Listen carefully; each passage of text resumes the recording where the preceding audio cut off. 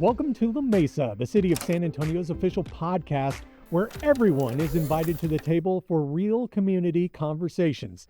If you caught our previous episode on the San Antonio Ready to Work program, you already know it's transforming lives across the city.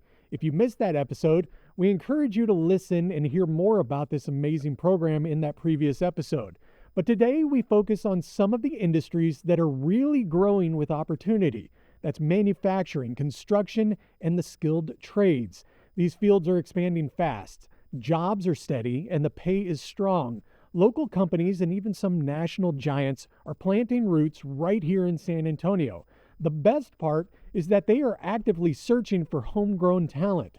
These employers need real people, real skill, and the training to get started is closer and faster than most people realize. I'm Luke Simons, Communications Administrator with the city's Workforce Development Office, and we invite you to settle in and hear about the pathways that are building San Antonio's future and how San Antonio Ready to Work is helping residents get there. We have a great panel to help us understand what is happening in the Alamo City when it comes to these opportunities. Mike Ramsey is the Executive Director of the city's Workforce Development Office. He helps oversee the voter-approved San Antonio Ready to Work program that helps our unemployed and underserved residents get the training and education that can lead to higher-paying jobs. Allie Perez is a workforce development and apprenticeship leader whose goal is to create opportunities that change lives while strengthening industries and communities. She also happens to be on the Ready to Work Advisory Board and brings a wealth of knowledge in workforce development. And Jim Robertson has 45 years of experience in the crane industry, which includes leading multiple high-level companies as a CEO and president. He is also a champion for workforce development and helping others with real pathways to careers. I want to thank you all for joining us. I'm excited to really have this conversation. I want to thank you all for being here.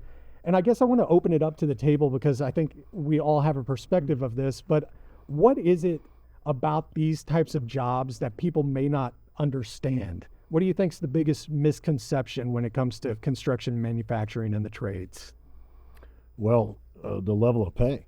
It's the highest paying job available that doesn't require college tuition. We have so many apprenticeship programs that are not only multiple scholarship vehicles for that pathway, and multiple disciplines in the trades. There's been a stigma for years that we kind of are getting past, which is it's unsafe, it's dirty, you dig ditches. It's just not the case. And it hasn't been. And the last couple of generations that we feel we've lost due to the, incredible inability to get to the youth. Counselors thought that Bobby is going to be a doctor or a lawyer. And that climate has changed, and schools publicly have opened their doors, and we see thousands of kids every quarter and introduce the trades opportunities. And this generation coming that I spend a lot of time with, we're super excited about because they've seen their parents, and they want to use their hands. And you don't have to go through, the particular program that I'm very involved in has been around for years. You work and sponsored by an employer during the day, and you go to apprenticeship school at night. That's one. I give a commencement speech next week for 19 journeymen that graduate, and it's a very proud moment because their life changes. They go from no debt to over six figures income in one day, and it's powerful. And we've seen a lot of lives change. And of course, I've been in the industry a long time with cranes and rigging and trucking, and the programs are coming available are just very unique and powerful, especially with 195,000 Allie jobs we're short, I think, right now in this region or the state. The region we're short. My particular company, we're 74 short all over Texas, that we're continuing to work with firms like Mike, this program, in every vehicle possible. The number one problem that we face right now is the lack of apprenticeship. The schools aren't here. I'm leading the trades right now through concentrated effort to try to get a trade school in place for all the disciplines. Currently, it covers 3 or 4. It's not good enough. It's not big enough. And right now, we have the support of the industry with trade partners. My passion was to, during the day, the high school kids and even middle school, because I've been doing this with Boys and Girls Club now for 23 years. We put over 20,000 youth, at-risk youth, into trades from Florida, and now we do it in San Antonio. And now we're doing it in Austin, where we go in with tradesmen and women and work with the at-risk youth, and they put their hands and they work with them. They're mentored by them, and it works. So that's a small, there's 4,400 kids in that program on the east side. It's not enough, right? We've got to reach others. And we feel that when we get this apprenticeship school, we're very close to getting it put together, that we're going to be able to bring that youth in during the day. And the adults or vets are working during the day, sponsored or not, that they can go to this apprenticeship school, and in 4 years, 3 years, they have no debt, and they're picked up and paid handsomely with great benefits. And so we're excited about it. It's taken too long for the United States as a whole, but for this market, for sure. And this market's getting busier. And across the state, it's incredible opportunities. We're very lucky in the state to be experiencing economic growth. I think other parts of the country may not be as lucky, but our state and particularly our region is very lucky. I would reiterate everything that Jim said. I mean, obviously, he's been a champion and advocate of this work for a long time. To provide some context, I used to run plumbing and HVAC companies for 15 years. I got licensed in those trades so I could manage my teams, and let's be honest, it was all men.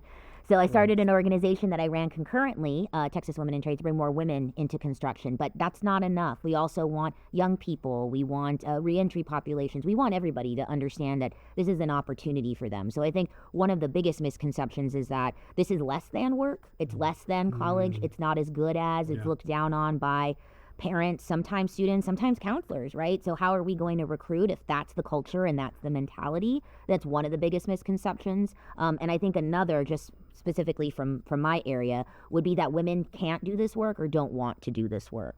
I've been told by people before, women don't want to do this, and then I look at them like, what am I? I'm a mother, and I'll tell you, as a mother, I have dealt with far more disgusting things than anything I encountered as a plumber. Anything at all. I'd take plumbing over motherhood any day. But you don't ask women, can they be a nurse? Can they lift a 300-pound man? Can they change his bedpan? Right? They just assume that they can be done, and it does get done. So I think there's some just general misconceptions, too many, I think, and which is why I'm really excited that you, Luke, and Ready to Work has provided this opportunity for people like us to get out here and say, this is what we're supposed to do. We're supposed to change those conceptions. You can look like us, right? You can have a really full, robust life without a college degree and still have a job with dignity and that is well paid. And Mike, I want to bring you in because one of the great parts of San Antonio Ready to Work is that we're bringing people like this to the table so that other people understand within the city it is a possibility. Maybe it's a woman, maybe it's a veteran or a younger person, a second chance. Talk about why it's important that these fields are being focused on for the San Antonio Ready to Work program. Luke, man, you did a great job picking panelists to be up here because Jim and Allie just, gave all of my knock it out of the park answers to, that question, the wages. Like I tell people all the time, the fastest way to the middle class, skilled trades, construction and skilled trades industry, for a really long time have been that avenue for people to jump into the middle class. No debt, apprenticeships, like it's becoming more in vogue again. But the apprenticeship model is the key to making sure that all the companies getting all the work done that they need to get done here in San Antonio, is they're investing in those apprenticeship pathways to make sure that they're growing their own talent. Vitally important to making sure that we have a strong base in our construction and skilled trades workforce. So when I think about what's happening in San Antonio in this moment in time, all the big projects that are coming, all the growth that we're seeing across the scale. You heard Jim talking about his company doubling in capacity over the last month, was it? June. June. Wow. That's amazing. right? So I think that, for a misconception that I would like people to understand about this industry is that the doors are open. You're welcome in. You're welcome in. No matter what your background is, no matter what your education level has been, there's a place for you in construction and skilled trades. There's employers that are ready to hire you. They're going to put you to work. They're going to make sure that you can grow in your career and you can take care of yourself and your family. And that's really what it's all about. So when we talk about, helping people in a city like San Antonio to become aware that these pathways exist for them and they're realistic and they're attainable and no debt. No debt. No debt. Like you can get there without debt through these apprenticeship pathways, through some of the skilled trade training programs that exist that are part of the Ready to Work catalog where you can get that tuition cost covered for you.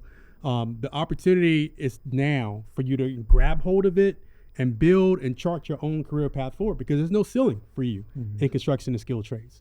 Like you can start as a general construction laborer, a helper, and work your way up. You can learn and figure out, okay, where's my niche? Is it electricity? Is it HVAC? Is it, being a millwright, a welder, heavy equipment operator? Where's my niche? Am I a plumber, pipe fitter type person? Where's my niche? Passion. Yeah, where is it at? And then you figure out which way you want to go. You have some great employers here in San Antonio that are going to invest in you and make sure that you get connected to a program that's going to get you where you want to be. So for us, I think that we have to do a better job of spreading that word so that it infiltrates the community and people know that the time is now to get involved in the skilled trades. So Allie, I'm going to bring you on the next question because we talk about like the opportunities are there, businesses have a need. What does it take from a person who listens to the intro of this podcast already and says, this just sounds great, how do I get in? And the fact that maybe you do want a degree, maybe you don't want a degree, there's a lot of different ways. So what does a person just need to understand if this is something that they truly feel, this could be a possibility for me? We are very lucky, I'll say it again, to live in San Antonio because we have a program like Ready to Work. So before Ready to Work existed and I was doing efforts with my Women in Trades organization, it was very difficult to try to be everything for everyone. So what the Ready to Work organization does is it puts the experts in the expert seats. As in it provides counseling, it provides career coaching, testing. You can get a benchmark of where you are on math and reading. You can get an assessment to figure out, hey, where are my skills? Where am I strongest? And what would be a good avenue to follow? So obviously, I'm a Ready to Work board member, and I'm here today on the Mesa podcast. But I'm going to say number one step would be Ready to Work. Just see if you qualify, even if you think that you wouldn't. I mean, it doesn't hurt, right? It's free absolutely to see. And even if you are not able to get through Ready to Work, the prime partners that comprise Ready to Work, because Ready to Work is that umbrella, and it really brings together partners from across the workforce development ecosystem. You've got Workforce Solutions Alamo, our local workforce board. You've got Alamo Community Colleges, which are local community colleges. You've got Project Crest and Restore Education that are workforce programs that are spoken about nationally, that are here at your doorstep. So even if Ready to Work you don't qualify or that ends up not being a fit, we still have a bevy of workforce development partners who are equipped and connected to these resources, to these employers to help you get those skills to move on. So, and worst case, you can always just find me on social media and I'll help find you. I'll help get you to where you need to go. That's great. And Jim, I want to bring you in because I think there also needs to be an understanding from an employer's perspective that these people are going to be here. You've obviously said something needed to change and there's opportunity to go and find these people. So what do employers need to understand about giving those opportunities to train them up, get them in the right spots, and then hopefully you've got a person who wants to work for you for a very long time? Right now, I'm on a profound mission to bring the trades, employers, trade partners together, get them on the same page. We know our pipeline already out there is Second Chance, veterans. We just did our second ever with the Texas Veterans Commission, hiring trade specifically, hiring event like Red, White, and You, but that's everything and we hire a lot of veterans. And they fit because of the team and, it's just a shared common goal. The small teams that are on these job sites. And I just want to add to Allie's point. We're seeing a trend, and it's been quite a while. Boys and girls early on, 55% going into trades are females. Okay, so that's a pipeline that I love. You go to every job site right now in San Antonio, you're going to see a female, either apprentice or journeyman, and it's powerful. So the youth, obviously, to get them into apprenticeship school, the veterans, it's a real easy and second chance. Not everybody hires second chance, but a lot of trade partners do, including me. I have several. And so those are our pipelines. And unemployed adults, I mean, it still exists. You know, there's a number here. And there's plenty of opportunity. And the benefits, I mean, 100% paid for health care with life insurance, no deductible, no copay, no pharmaceutical costs. Oh, man. I mean, that's Wow. that's pretty good. That's great. At 6 figures plus, Great. Yeah. it's pretty powerful. Their mom and dad probably don't have it, Right. or their brothers, and their uncles. So it's back. We're bringing it back. We're 35, 40 years late. You know, I've been the number one. 30 years ago, the number one initiative of construction was where are we get a future workforce. It was 59 then. Yeah. Right. You know, now look at me. You know, we've got to do something, and it's now. Yeah. So this partnership, the Michael, the community come together. We're bringing the trade partners together in organizations like the plumbing, like ABC. We all have to come together because there's nothing competitive. That's right. We've got a mission, and apprenticeship is the number one thing right now on my plan with the employers to get that funded, get that put together immediately, because we don't have time to wait. Jim, you mentioned it. You've done a lot of work with veterans and at-risk youth. Allie, Second Chance is big for the Ready to Work program, and obviously women too. And then Mike, the San Antonio Ready to Work program, really helping people who may not be at an economic spot where they're, you know, in San Antonio where poverty is an issue. So talk about the availability that there is for anyone. It's not really a one size fits all type of thing, and you really can find what works for you if this is something you're interested in. You're absolutely right. There's a broad array of jobs in the construction and skilled trade sector for you to choose from. You know, if you are a person who is into technology, it's evolving the construction industry right now. Like, you've got to have it. Like, you know, you look at what they're using drones for now in the construction sector, how they're using AI for design purposes now within the construction space. Like, it's not everybody. Like, listen, there's a wide array of jobs, no matter what your interest or your skill set is, for you to tap into within this space. And I think with the large amount of projects, we've already touched on a little bit, that are coming to San Antonio, those numbers of opportunities are going to continue to increase over time. And I love what Jim said about we've all got to work together to help to solve this pipeline issue, right? So making more people aware of all of these pathways that exist and the training programs and the employers that are going to stand by their sides and partner with them. Like, the coalition of employers that Jim is talking about is the key. It is absolutely the key. For any workforce development program to be successful and work and deliver outcomes for the employers who they're built for, and to the community members who need an opportunity, is going to take a collaboration between the employer community that are, number one, committed to hiring. Number two, committed to informing what the skill sets are going to be necessary to get those six-figure jobs. Who are the training providers that they trust and know that the product coming out of those training programs is going to meet their needs? Ensuring that those pieces are in place is the vital role of our employer community, and them collaborating together to show that they're committed to the people of San Antonio is the key to success of any workforce initiative that exists.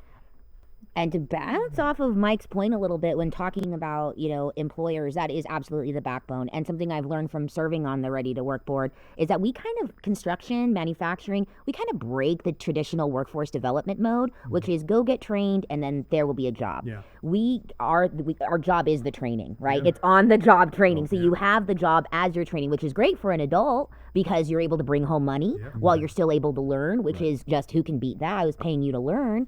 But it is is very different, and I've had to be very vocal in the board meetings to say that this is not, you can't treat us like other industries. We're not IT. You're not getting an admin assistant to sit at a computer and do skills. We're really looking for a different set of skills. We're looking for, can you show up to work on time? Are you eager to learn? Do you have good energy? I mean, really, soft skills are really more important to us than, you know, some of the other, what you might think is more important. So I'll just take a moment to say that, you know, construction really does break that mold. So it's forcing all of us as workforce development professionals to think about this differently, because the way that it's been done before is not going to work. So we are heavily dependent on that employer voice to help lead that movement. Kind of jumping off of that, I mean, you talk about you learn on the job, and you look at the amount of things that are happening within the city. We've got a huge airport that's being constructed. We're talking about a downtown sports and entertainment district. We've got major companies building even additional space on the south side.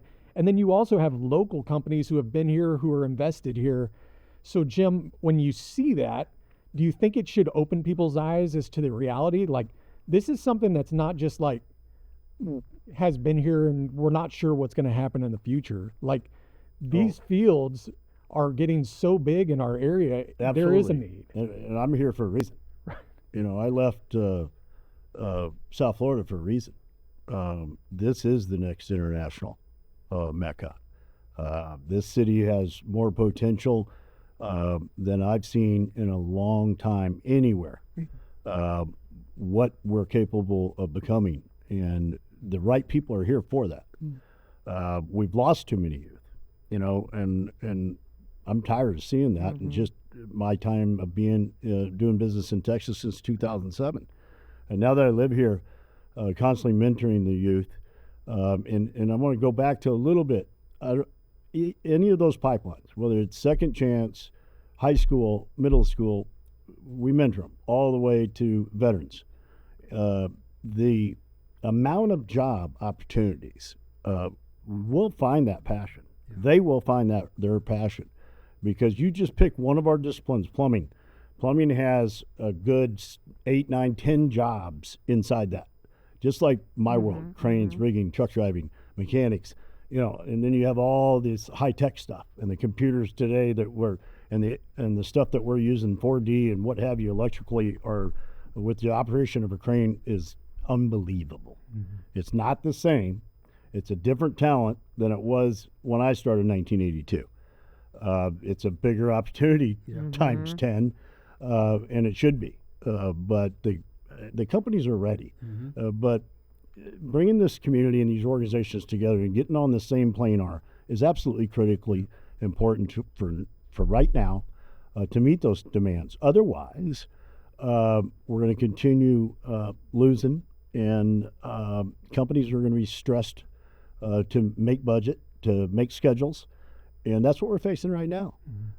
People don't grow. A lot of these companies for the last 7 years that I've seen it personally, because they can't find people. Well, the people are here. Yeah. Let's train them. That's right. It's time. Yeah. And let's look outside the box, right? So, like, considering women, considering Second Chance, considering youth, you know, I think a lot of times they don't see themselves in those roles, so they don't even try for it. Right. And that's the challenge, is that when women make up, NAWIC will say it's 10% of women, but that's across all of the industry. Actual tools, holding tools on the job, that's 3% of women across the country. So clearly, if we have a skilled labor gap, to me, that looks like a great place to go market for potential workers, right? And so, but we need to make sure that marketing, that recruitment, that those efforts and campaigns are speaking to them specifically. Because if they don't see themselves in the roles, they're not even going to try. I'm going to kind of switch gears a little bit, because it was mentioned, you know, AI is obviously something that's hitting a lot of industries. This industry is kind of interesting because it is one that you hear a lot that AI is, it's not really one that's going to take your job. And so, Mike, I know it's been something that the city council and our mayor have talked about quite a bit. It's something that the program has really paid a lot of attention to. Just kind of talk about that a little bit and why these fields kind of fit for a lot of people who might be worried about that tech gap, you know, that's been happening in a lot of other areas. Yeah, that's a very excellent point, Luke. And when you think about AI resistant occupations, because again, AI is going to impact everything, but AI resistant occupations, skilled trades, plentiful with jobs that are going to take a really long time for AI and the robots to begin to impact. It's going to take a really long time.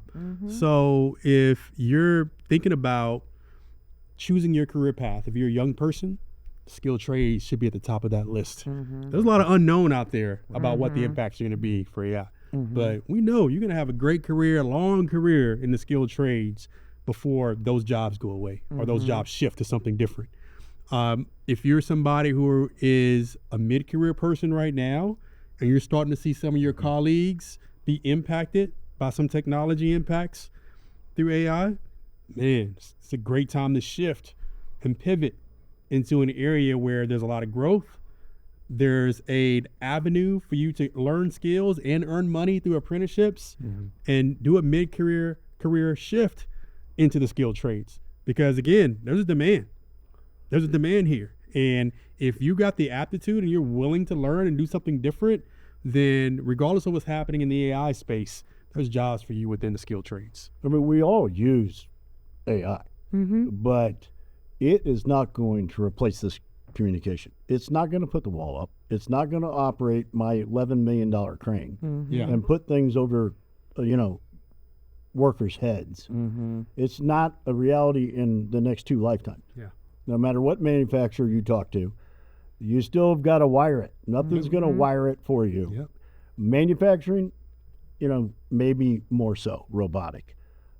In our world, that's why I'm excited, because I think people are going to realize that as jobs go away, we fulfill them in a strong future with better income than the other options without, 100,000 in debt.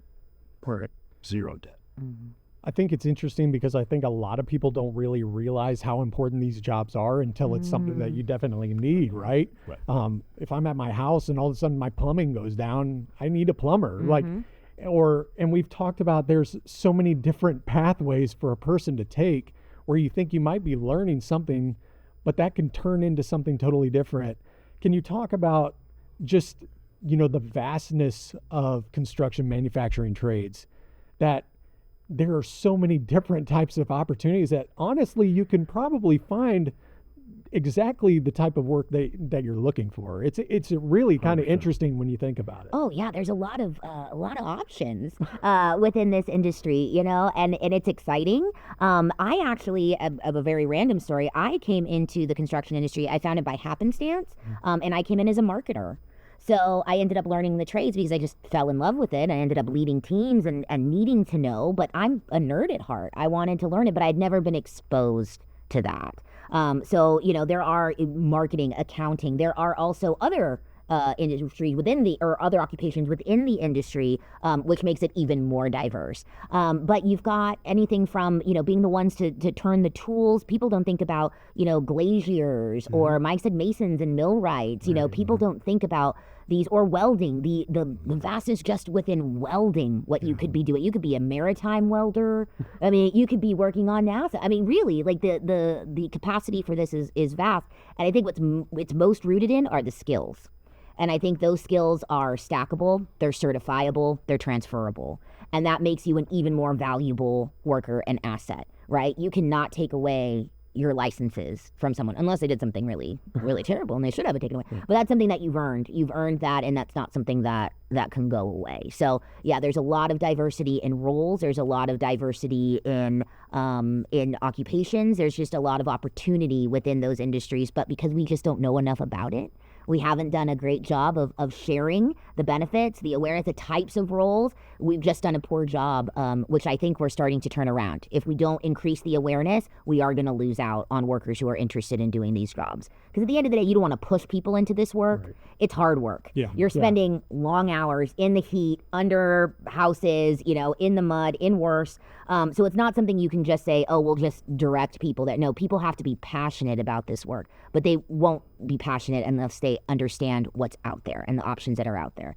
I think Ready to Work does a good job of doing that. And Jim, I know you've kind of touched on it, but you've been a part of the Associated Building Constructors, ABC, and the importance of an apprenticeship. And I know we've talked about it a little bit, but in many of those circumstances, you're getting paid while you're learning. Absolutely. There's so many degrees or whatever it might be With zero where tuition. that is not happening. Right. I'm getting paid as I learn. Yeah. Not hardly anywhere. I have so many success stories, and I was state president of ABC in 1996. Right. I've been involved with apprenticeship for a long time, and I have seen so many lives changed in 2 years, in 3 years. People that came off the street, but they had attitude, right? And they would show up.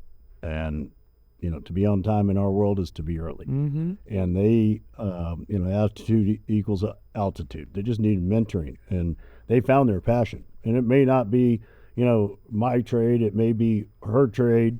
It may be, there's, 20 disciplines plus.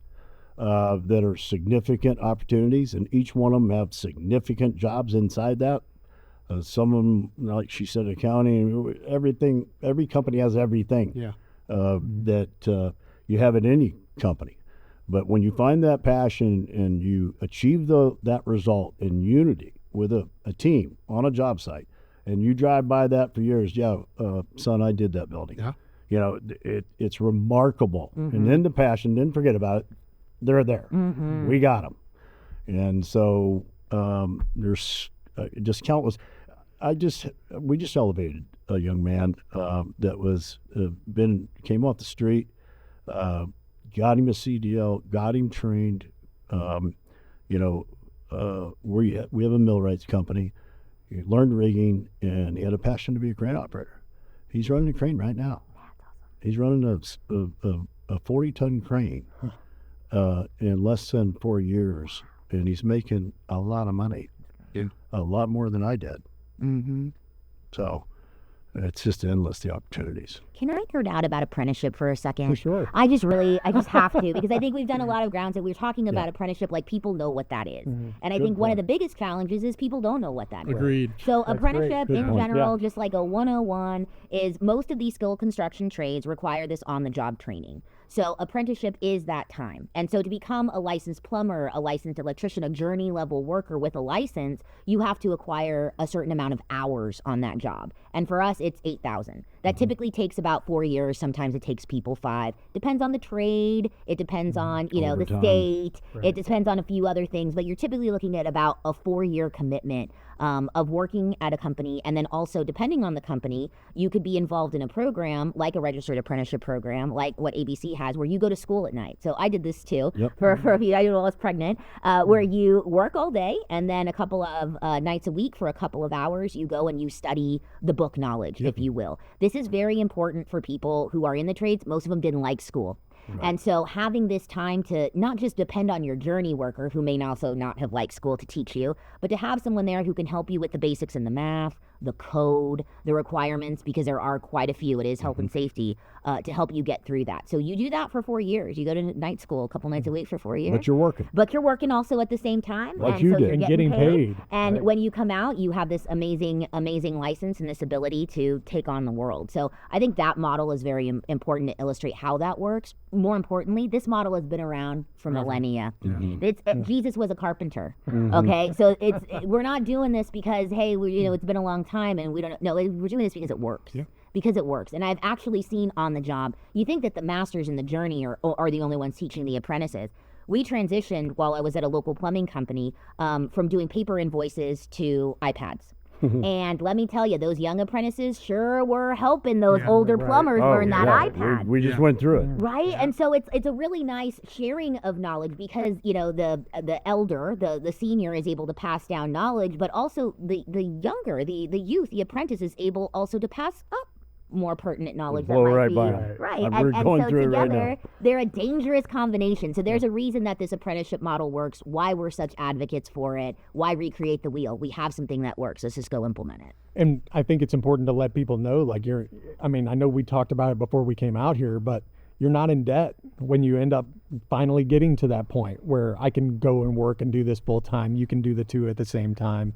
Absolutely, Luke. You're absolutely right, man. And I know we've been talking a lot about construction, but in manufacturing, there's some great apprenticeship programs that exist here as well. Toyota, you guys may have heard that announcement of their expansion recently. we're super thankful for that. 2,000 more jobs here in San Antonio.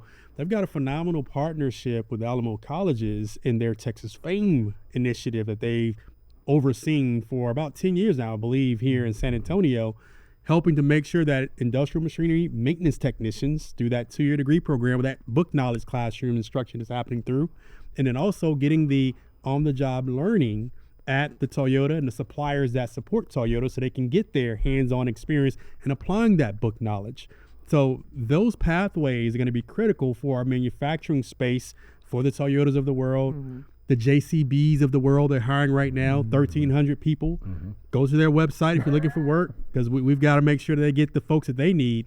And Ready to Work is helping to supply that pipeline. We had an apprenticeship Building America grant from the Department of Labor that helped us set up the local apprenticeship program for JCB here in San Antonio. So we're excited to see some of the fruits of that labor bear out as they begin to do that hiring of those individuals here in San Antonio. There's a Texas Fast Track program that Bexar County runs for manufacturing, for maintenance technicians. That is a pre-apprenticeship model that can feed into the apprenticeship model over at Texas Fame. We've got a lot of jobs here in both construction and manufacturing that the apprenticeship pathway is going to be a critical tool in preparing people for. Jim and Allie, we're kind of running out of time, but I want to give you both an opportunity. What do you tell a person who may be on the fence or not understanding? What do you tell a person who's saying, I need a new opportunity, I'm looking for it, why this is a good fit? And then also just what you tell an employer of why they should invest in this and the people like this as well. I'm a big proponent of, I even tell my daughter, ever since my daughter was born, I've talked to her about skilled trades, right? And the skilled construction trades pathways. And we were recently traveling and she says, she's excited to learn the trade pathway. And she goes, you know what, Mom? Either way, I'll have those skills. So I can either choose to go to college or I can choose to do my trade, but I'll be able to work on my own house and fix my own problems. Brilliant. At 11. Brilliant. I wish I would have been recording her. It's that time where you're like, hey, my phone's always listening to me, right? Did you catch that? But and that's just the kind of, exactly. And that's just from growing up with a culture of this is exactly right. You want to help your community. You want to build skills. There's not an all or nothing. Yeah, you don't have to go to college or this. Yeah. I did both. So both of And for me, I'm going to tell you, I think I'm more lucrative on the trades perspective than I was from my super expensive NYU degree, just to be honest with you. So, I think if there's an interest, absolutely pursue it. Take a class. I know that, local like Home Depots have classes. I know Ready to Work has some preliminary like pre-apprenticeship type classes where you can just go play around with tools, see if it's something that you like. Just do it. Give it a chance. Because even if you go and you get this and you decide that might not be for you, you always have that skill. Yeah. You always have that skill. No one can ever take it away from you. And you're just a much more valuable human and member of the community for it. And that's why I like these discussions with Alamo Colleges. They've got some programs, but we see a lot of tradesmen and women, I don't want to go to college, okay? But they have some conduit that works for both. So the partnership between SA Ready to Work, Workforce Solutions Alamo, Associated Builders and Contractors, and other trade organizations coming together to display and get this apprenticeship off the ground will really give the youth, a good menu that they won't even realize. When we grew up, especially us older guys, but she spoke to it. Allie spoke to it eloquently. My grandfather, my uncles, they all knew how to do it. Something, lay floor, electrical. Everybody had their thing. My grandfather was, a big plumbing company in the middle of Kansas. And then today, a lot of they don't know how to do anything. And to your daughter's hats off, because that's it. She's gonna have soft and hard skills and be able to do things and not rely, when the toilet doesn't work, she's gonna fix it. And it's exciting to see this in the generation I'm seeing. I saw about 6,000 high schoolers in fourth quarter. We're getting ready to do another big one at Freeman, and we do a road show right now where we go to high schools with all tradesmen and women in their disciplines, not suit and tie, and talk straight up.